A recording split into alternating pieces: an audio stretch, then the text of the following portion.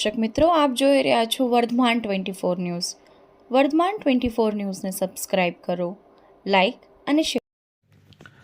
લખતર તાલુકામાં શિયાળુ પાક પાકવામાં આવ્યો છે ત્યારે ઝાકળ પડતા ખેડૂતોમાં ચિંતાની લાગણી. ઝાકળની સૌથી વધારે નુકસાન જીરા પાકને થવાનું જણાવતા ખેડૂત. લખતર તાલુકાને નર્મદા કેનાલનો સૌથી વધારે લાભ મળ્યો છે, તેના કારણે ખેડૂત શિયાળુ, ચોમાસું, ઉનાળુ પાક વાવતા થયા છે. હાલ ખેડૂતોને ખેતરમાં ચોમાસું પાક કપાસ એરંડા પાકી ગયા છે. ખેડૂતો દ્વારા કપાસ એરંડા પાક ઉપાડવાની કામગીરી કરાઈ રહી છે. હાલ કપાસ અને એરંડાનો ભાવ પોષણક્ષમ ભાવ કરતાં ઓછો આવી રહ્યો છે. આથી ખેડૂતોને આર્થિક નુકસાન થવાની ભીતિ વ્યક્ત કરવામાં આવી રહી છે. સાથે શિયાળુ પાક ઘઉં, જીરું, વરિયાળી, અજમો, ગણા સહિતના પાક પણ પકાવવાની તૈયારી છે.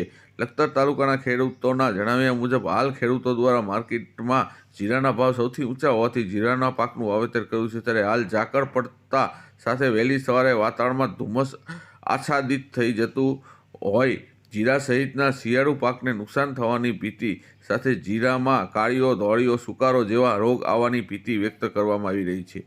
રિપોર્ટર વિજય જોશી, લખતર, વર્ધમાન 24 ન્યૂઝ.